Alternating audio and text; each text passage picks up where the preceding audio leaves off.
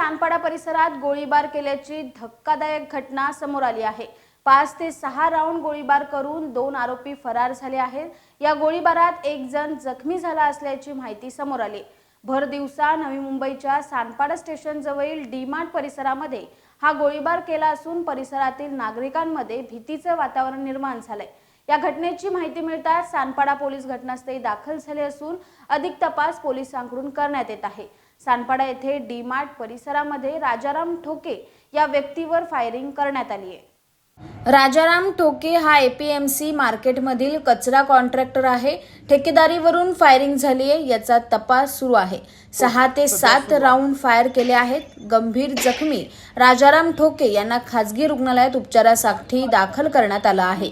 नवी मुंबईच्या सानपाडा जवळ डी-मार्ट आहे। या डी-मार्टच्या जवळच आरोपींनी राजाराम ठोके यांच्यावरती गोळीबार केल्याची माहिती समोर आली।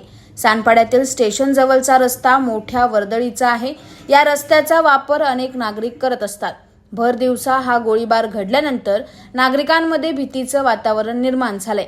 गोळीबार करणारे 2 आरोपी होते। गोळीबार केल्यानंतर आरोपी फरार झाले आहेत। 5 ते 6 राऊंड फायर करून आरोपी फरार झालेत। या घटनेत राजाराम ठोके जखमी झाल्याची माहिती समोर आली। सानपाडा पोलीस घटनास्थळी दाखल झाले असून या घटनेचा अधिक तपास करत आहे। नवी मुंबई में सानपाडा एरिया में एक करीब सुबह 9:30 का इंसिडेंट है, जहाँ पे एक विक्टिम जो इंजर्ड पर्सन टोके करके है, जिसके ऊपर और आइडेंटिफाइड 2 बाइक्स राइडर्स आए और उन्होंने कुछ राउंड फायर किए।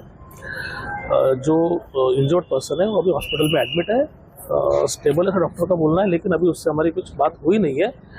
उसका बैकग्राउंड क्या है, इसके पीछे कौन लोग हो सकते हैं, रिजल्ट्स क्या है, इसके ऊपर क्राइम ब्रांच नवी मुंबई और जोन 1 की टीम कंबाइन में काम कर रही है। जैसे डिटेल्स इसके आएंगे सामने आपको बता दिया जाएगा।